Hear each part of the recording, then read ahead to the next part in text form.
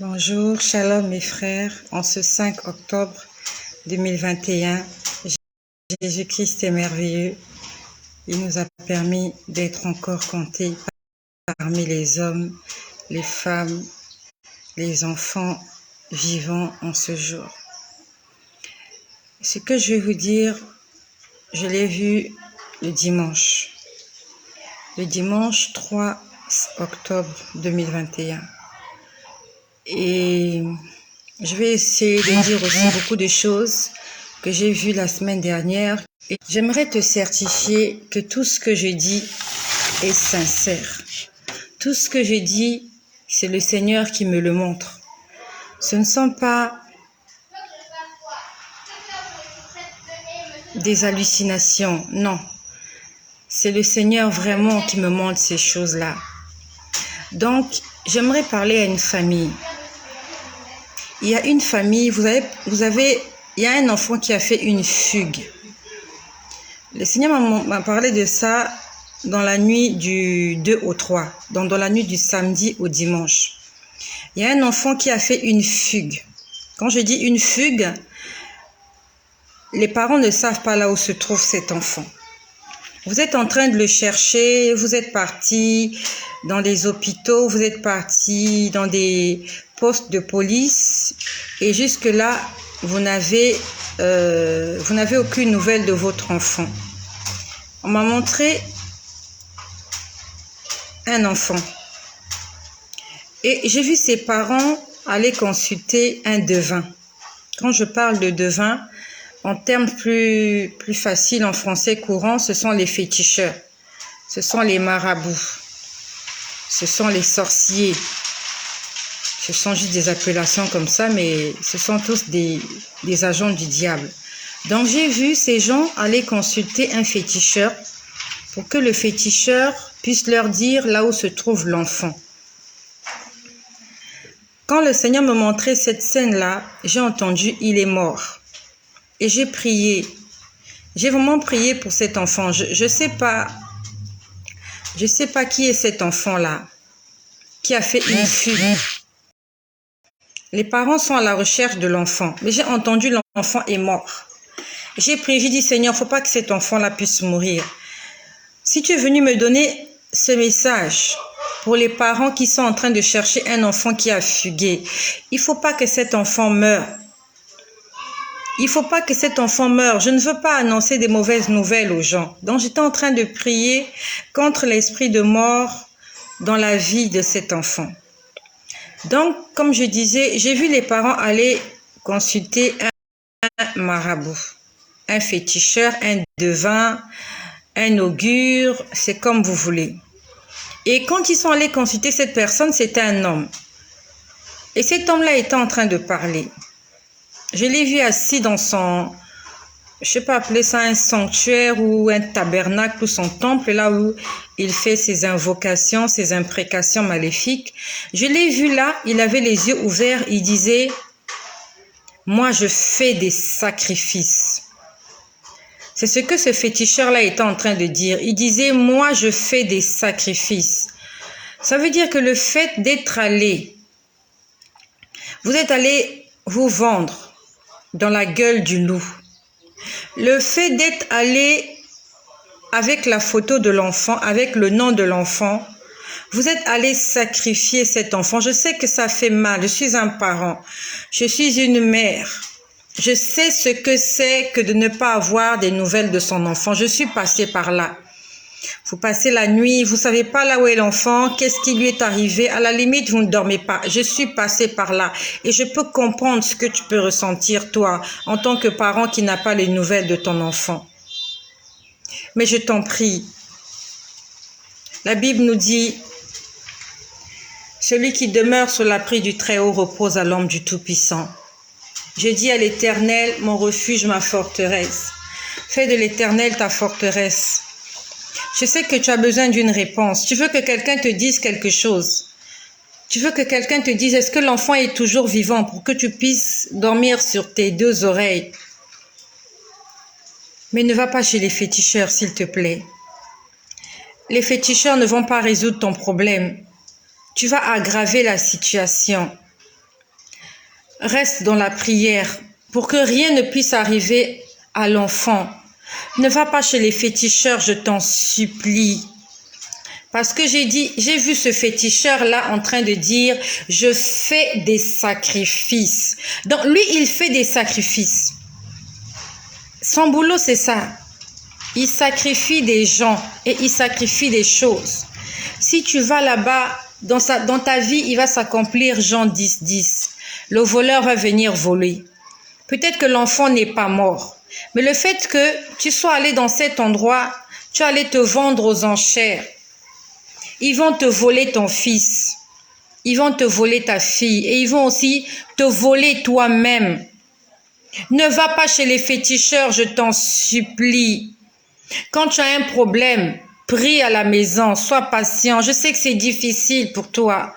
Mais vaut mieux que Dieu puisse te trouver dans l'état où tu te trouves, au lieu que toi, tu puisses ouvrir la porte au diable et qu'il puisse avoir raison de toi.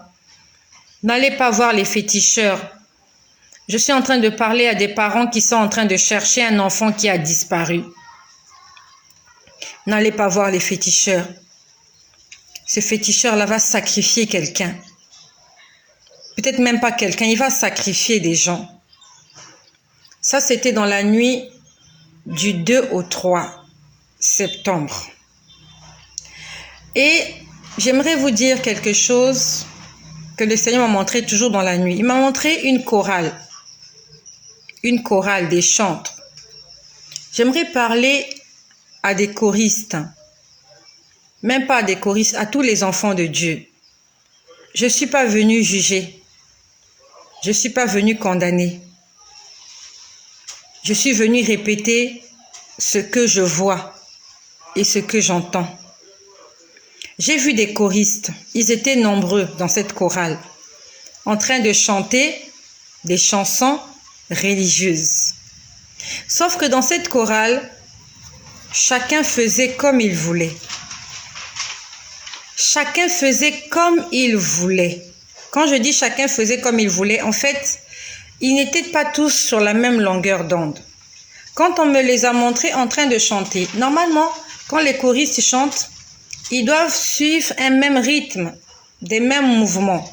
Mais sauf que là, d'autres chantent, ils bougent comme ça, d'autres chantent, ils bougent, ils se retournent. C'était vraiment la pagaille. C'était la pagaille. Le Seigneur me dit, regarde, je ne suis même pas dans leur louange. Comme il est écrit dans la Bible, ce peuple m'honore de lèvres, mais son cœur est éloigné de moi. Dieu m'a dit, je ne suis pas dans leur louange. Il m'a dit, regarde comment ils se comportent. Vraiment, pendant qu'ils chantaient la même chanson, le même cantique. Mais chacun faisait ce qu'il voulait. D'autres dansaient, d'autres étaient debout, d'autres se grattaient la tête. C'était vraiment une chorale de pagaille. Dieu m'a dit, je ne suis pas là-dedans. Dans cette chorale-là, même, j'ai vu quelqu'un assis sur une chaise roulante. Il y avait quelqu'un assis sur une chaise roulante. Pas de façon physique, mais de façon spirituelle. C'est-à-dire que la personne est tellement tombée bas dans le péché et ne s'est plus relevée. Mais la personne continue à aller à l'hôpital, aller à la chorale. J'aimerais te dire que c'est pas parce que tu es membre d'une chorale que d'office tu es sauvé. C'est pas parce que tu es responsable d'un département à l'église ou tu es membre d'un département ou même que tu es responsable d'une église que ton âme est sauvée et que ton salut est déjà validé. Non. La Bible nous dit que c'est celui-là qui persévérera jusqu'à la fin qui sera sauvé. Ce n'est pas le présent là qui compte, mais ce sont les derniers instants que tu vas passer sur cette terre. Quelle est la relation que tu auras avec Dieu, tes derniers instants avant de quitter la terre? Ce sont ces instants-là les plus importants. Peut-être aujourd'hui, le Seigneur te parle, il te dit des choses, il te révèle des choses cachées. Gloire à Dieu, c'est pas mauvais. Peut-être qu'aujourd'hui, ta relation avec le Seigneur, elle est parfaite. Dieu merci. Garde cette alliance-là que tu as avec ton Dieu. Garde cette relation-là, ne la perds pas. Dans la Bible, il est écrit, ce ne sont pas tous ceux-là qui m'appellent Seigneur, Seigneur, qui entreront chez moi. Quand j'ai vu cette chorale-là, Ils étaient nombreux. Combien exactement, je ne sais pas. Mais ils étaient plus d'une dizaine. Ils étaient même plus d'une vingtaine. Tous dans la pagaille, tous dans le désordre. Le Seigneur m'a dit, je ne suis pas là-dedans. Il m'a dit, je ne suis pas là. Ça veut dire que tous ces gens-là, si Jésus revient, ils vont rester. Et est-ce que toi qui m'écoutes, tu fais partie d'une chorale? Tu vas aux répétitions, c'est pas mauvais. Le dimanche, tu chantes à l'église, tu as une très belle voix. Tu es peut-être un instrumentaliste, tu joues un instrument, à la guitare, à l'orgue, je sais pas, au synthé, je sais pas, au saxophone, je n'en sais rien. Quelle est ta relation avec Dieu? La Bible nous dit que la prière du pécheur est une abomination. Ça veut dire que si tu marches dans le péché, même si tu chantes comme un ange, le Seigneur n'écoute pas ces chansons-là. Je l'ai vu dans la nuit du samedi au dimanche. Le Seigneur m'a dit, je ne suis pas là-dedans. Mettons de l'ordre dans nos vies. Le salut est individuel. C'est pas parce que tu fais partie d'un groupement que c'est ce groupement-là qui va te sauver. C'est pas parce que tu t'habilles d'une certaine façon le dimanche quand tu vas à l'église que c'est cette tenue-là qui va te valider. Non. Non. Celui qui croira et qui sera baptisé sera sauvé. Celui qui marchera dans la sanctification sera sauvé. Celui qui persévérera jusqu'à la fin sera sauvé. Il y a quelque temps de cela, le Seigneur m'a montré une église. Je lui ai donné le nom de cette église. Je ne vais pas le cacher. Je vais donner le nom de cette église. C'est une église là où on adore Marie. Marie, on l'appelle Marie, Mère de Dieu. Toi qui m'écoutes, si tu es encore là-bas, si tu adores encore Marie, je t'en supplie, arrête. Il y a un homme qui est mort à la croix. Un seul homme. Il n'était pas deux à la croix. Il était seul. Il était le Fils de Dieu et il est toujours le Fils de Dieu. Il est né d'une vierge. Et ce n'est pas cette vierge-là qui a donné sa vie pour toi et moi. Ce n'est pas cette vierge que Dieu avait choisie pour le salut de l'humanité. Le Seigneur l'avait choisie juste pour être un canal par lequel cet homme de justice devait naître. Jésus a souffert. Il a été flagellé. Il a été mis à la croix. Sa naissance avait été annoncée des siècles avant. Il est l'admirable conseiller. Il est le Père éternel. Il est l'agneau immolé. C'est Jésus qui a été immolé. C'est Jésus l'agneau. C'est pas quelqu'un d'autre. Dieu n'a pas de fille. Dieu n'a pas de femme. Dieu a un fils. Et ce fils-là, c'est celui qui a pris l'apparence d'un être humain et qui est venu vivre avec nous, avec amour, grâce et bonté. Et c'est celui-là que nous devons adorer. Je t'en prie, mon frère, je t'en prie, ma sœur. Arrête d'adresser tes prières à quelqu'un d'autre. Le Seigneur est en train de nous interpeller parce qu'il est en train de perdre beaucoup d'âmes. N'attends pas de te retrouver de l'autre côté de la barrière pour te rendre compte que ce que tu entendais, c'était la vérité. Pourquoi Qu'est-ce qui te fait si mal quand on te dit « n'adore plus cette femme-là » ? Qu'est-ce qui te fait mal? Cette femme-là, elle est née d'un être humain. Cette femme-là était 100% humain. Le Seigneur, Dieu s'est juste servi de sa matrice. Dieu s'est juste servi de son utérus pour qu'un enfant sorte de là. Parce que Jésus ne pouvait pas sortir d'un arbre. Jésus ne pouvait pas sortir d'un animal. Il était un être humain. Il fallait bien qu'il naisse de façon normale. Arrête d'adorer cette femme-là. Ne te laisse pas embobiner par les doctrines des hommes. Toutes choses passeront, même les doctrines des hommes, les coutumes des hommes, toutes ces choses vont passer.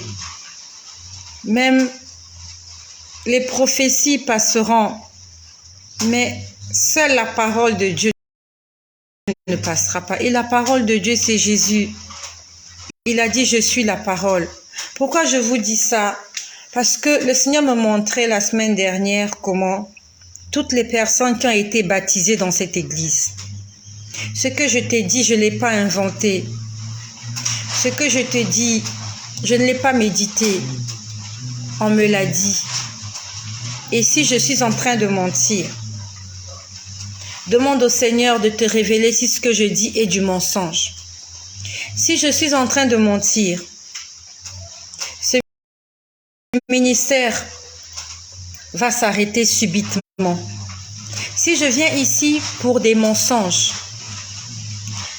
un matin, vous allez entendre que je ne suis plus sur terre, je suis morte parce que j'ai dit tellement de mensonges. Mais si ce ministère, si ces messages, si ces enseignements me sont donnés par le Dieu Tout-Puissant, Créateur du ciel et de la terre, ce ministère va subsister jusqu'au retour du Seigneur Jésus parce qu'il me l'a promis. Il m'a promis que je serai vivante jusqu'à son retour. Maudit, maudit serai-je si je viens vous raconter des bêtises, si je viens vous raconter des sottises, si je viens vous raconter des âneries, si je viens vous raconter des supercheries. Je suis la femme la plus maudite de la terre. On m'a montré que toutes les personnes qui se sont faites baptiser dans cette église là où on baptise des petits-enfants, on baptise des bébés, on baptise des nouveau-nés, en leur versant quelques gouttes d'eau sur la tête. Ce n'est pas ça le baptême. Va lire comment est-ce que Jean baptisait les gens dans le Jourdain. On l'appelait Jean-Baptiste parce qu'il était le premier à baptiser les gens. Va lire la Bible. Le problème chez les chrétiens, c'est que les chrétiens ne lisent pas la Bible. Ils aiment que les autres aillent lire et viennent leur faire des prédications. Va lire la Bible, comment on baptisait des gens. Est-ce qu'on avait baptisé Jésus quand il était bébé? Il a dit, soyez mes imitateurs. Est-ce que Jésus avait été baptisé quand il était bébé? Quand on nous parle même de lui à 12 ans, lorsqu'il est dans le temple en train de parler avec les docteurs de la loi, il n'était pas encore baptisé. Il enseignait, il leur disait des vérités, mais il n'était pas encore baptisé. Il est entré dans les eaux de baptême quand il était devenu un homme adulte, un homme conscient de la mission que Dieu lui a donnée. Jésus ne s'est pas fait baptiser bébé. Marie n'a jamais baptisé Jésus. Joseph, ils ne sont jamais allés baptiser Jésus. Ils sont allés présenter Jésus au temple le 8e jour, conformément à la loi de Moïse, où il fallait circoncire le petit garçon le 8e jour et l'amener au temple pour le présenter à Dieu, pour que Dieu puisse le bénir. C'était une bénédiction, ce n'était pas un baptême. Donc le Seigneur m'a dit, toutes les personnes qui se sont faites baptiser dans cette église, j'ai vu un tombeau. Dans cette église, j'ai vu un tombeau. Un tombeau, c'est une tombe. Donc, dès qu'on te fait baptiser dans cette église-là, ton âme est capturée. Ils te mettent dans cette tombe-là. Cette tombe-là, tu peux ou ne pas la voir. C'est une tombe spirituelle. Et j'ai vu cette tombe-là dans l'église, plus précisément à côté de l'église. Il y a une tombe qui est là. Et cette tombe-là, il y a les ossements de quelqu'un à l'intérieur. Il y a les ossements de quelqu'un. Et à partir du moment où on te baptise dans cette église, c'est comme si tu as signé un pacte. Ils prennent ton être spirituel. Ils vont déjà t'enterrer. Tu es enterré dans un tombeau, alors que tu es vivant. Donc, depuis qu'on t'a baptisé, je ne sais pas à quel âge ils t'ont baptisé dans cette église, là où on verse de l'eau sur la tête des gens. Depuis que tu t'es baptisé là, si jamais tu n'es revenu à la vérité divine, ton âme, ton esprit sont dans le tombeau. Dans l'église où ils t'ont baptisé, tu es lié avec cette église-là de façon spirituelle. Il contrôle ta vie. Donc, je voyais chaque personne qui se faisait baptiser On allait les enterrer dans une tombe. En fait, ils sont déjà morts. Morts spirituellement. Il n'y a plus de vie. Ils sont déjà morts bien que vivants. Si on t'a fait baptiser quand tu étais petit, j'aimerais te dire que ce n'est pas un vrai baptême. Le vrai baptême, c'est celui de Jésus. Tu dois être immergé dans l'eau. Pas être aspergé d'eau, mais être immergé. Tu dois entrer dans l'eau comme Jésus et en sortir comme Jésus. Si Jésus est ton maître, alors tu dois marcher conformément à la doctrine que ton maître a laissée. Si tu marches selon la doctrine des hommes, alors n'appelle pas Jésus-Christ ton maître. Ne l'appelle pas ton Seigneur, parce que Seigneur signifie maître. Jésus n'est pas ton Seigneur si tu ne marches pas conformément aux enseignements qu'il a donnés. Tu ne marches pas dans la vérité. Ton maître ou tes maîtres, ce sont ces hommes-là qui ont instauré cette doctrine de baptiser des petits-enfants, de prier pour des morts, de faire des choses qui vont à l'encontre de la parole de Dieu. On a emprisonné, on a bloqué des gens dans un tombeau qui se trouve dans l'église de ces gens-là. Toi, tu vas, tu ne vois que les 4 murs. Tu vois des croix partout. Tu vois des photos partout. Tu vois des bougies partout. Il y a une tombe quelque part. Et dans cette tombe-là, il y a les ossements de quelqu'un. Et chaque personne qui se fait baptiser, son esprit est envoyé dans cette tombe pour être contrôlé. Fais les commentaires que tu veux. Dis ce que tu veux. Moi, je ne dis que la vérité. Je ne dis que la vérité. Je ne suis pas responsable d'une église. Je ne suis pas venu prêcher mon église. Je ne suis pas venu prêcher une dénomination. Je suis venu prêcher la vérité, la parole de Dieu. Je suis venu prêcher le salut. Dans le livre de Osée, il est écrit « Mon peuple meurt parce qu'il manque la connaissance ». Aujourd'hui, Dieu nous fait grâce d'être au courant des choses que nous ne connaissons pas. Même moi-même, je ne savais pas qu'il y avait des tombes spirituelles là-bas. Où il y a des ossements des gens, il y a des ossements de quelqu'un. Et chaque fois que tu es baptisé dans cette église, là où on adore Marie, là où on adore les anges, là où on adore les saints, là où on appelle toutes ces personnes-là, on fait un malaxage. La Bible nous dit, il n'y a qu'un seul Dieu, il n'y a qu'un seul médiateur. On n'a qu'un seul avocat qui intercède pour nous auprès du Père. Il s'appelle Jésus. Il y a un seul avocat, c'est un homme. Un seul médiateur, c'est un homme. Un seul Dieu, c'est un homme.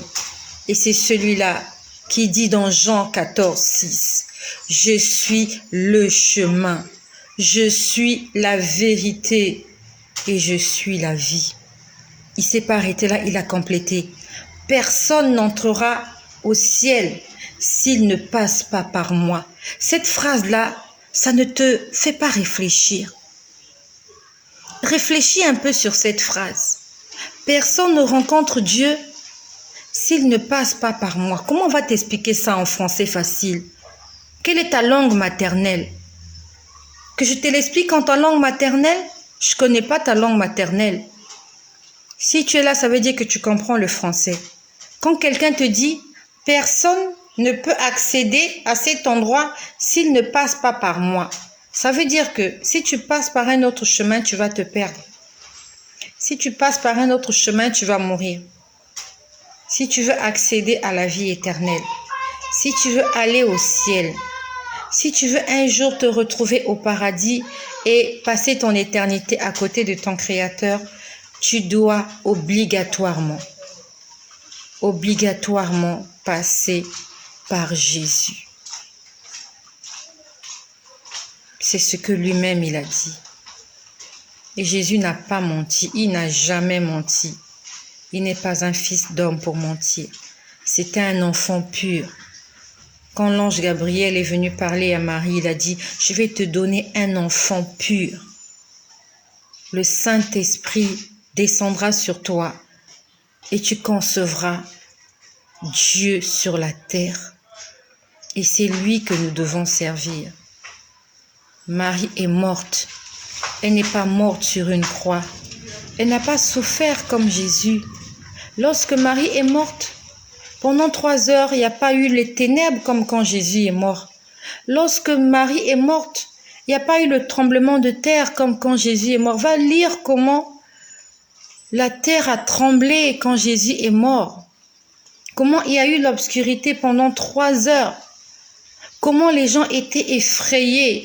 Comment dans le temple de Jérusalem, le rideau qui séparait le lieu saint du lieu très saint a été déchiré en deux par une main invisible. Va le lire. Comment quand Jésus il a ressuscité, on a vu dans la ville des gens, des saints qui étaient morts. Jésus n'est pas ressuscité seul. Il s'est passé des miracles, des mystères autour de la vie de cet homme. Va lire aussi l'histoire des autres. Est-ce qu'ils ont impacté le monde comme Jésus a impacté le monde? Peut-être que tu ne crois pas en Jésus. Je ne t'en veux pas. Ce n'est peut-être pas de ta faute. On t'a fait entendre beaucoup de doctrines. Non, c'est un tel, non, c'est un tel, non, c'est un tel. Le salut est individuel. Peut-être que tu ne crois pas en Jésus. J'aimerais juste que tu fasses une prière, que tu pries le Dieu qui t'a créé. Dis-lui, Dieu créateur, toi qui as créé le ciel et la terre, et toi qui m'as créé, toi qui connais toutes choses, et toi qui ne peux pas me mentir, viens te révéler à moi. Viens me faire voir le chemin que je dois suivre afin de pouvoir sauver mon âme. Appelle-le au secours. Dis-lui, viens te révéler à moi avant qu'il ne soit trop tard. Parce que je ne veux pas me retrouver de l'autre côté et qu'on me dise que sur terre, j'ai fait fausse route. Faut pas que tu te retrouves de l'autre côté qu'on te dise, mais tu n'étais pas sur le bon chemin. N'attends pas de te retrouver là-bas. Cherche la vérité pendant que tu es encore sur terre. Cherche Dieu. Cherche-le de tout ton cœur, désire-le. Ne lui donne pas encore un nom. Ne lui donne pas un nom. Appelle-le Dieu mon Père. Dieu mon Père, je veux que tu te révèles à moi. Fais-moi entendre ta voix. Je veux connaître, est-ce que je suis sur le chemin qui mène à la vie éternelle ou je suis sur le chemin de la perdition. Et il va te parler. Si ce Dieu-là vient te parler, il te dit qu'il s'appelle O, alors son nom c'est O. Si ce Dieu-là vient te parler, il te dit qu'il s'appelle J, alors son nom c'est J. Mais s'il vient à toi avec des marques dans les mains et dans les pieds et qu'il te dise, j'ai donné ma vie pour toi à la croix, je m'appelle Jésus, alors il faut que tu y crois, qui que tu sois, athée, musulman, païen, bouddhiste, je ne sais pas, tout ce que vous voulez, cherchant Dieu alors qu'il se laisse encore trouver. Je reviendrai vers vous tout à l'heure pour continuer à vous retransmettre fidèlement ce que le Seigneur m'a montré la semaine dernière. En attendant, je bénis l'Éternel pour toutes les personnes qui sont là. Je vois Léana Evina, je vois Nadia, Mienandi, je vois beaucoup de gens qui sont là, Bangui Koya, soyez tous bénis là où vous êtes, que le nom de Jésus-Christ soit béni. Je vois mon frère Frédéric Picard, vous êtes nombreux, que Jésus-Christ soit au contrôle dans nos vies, dès aujourd'hui et à jamais.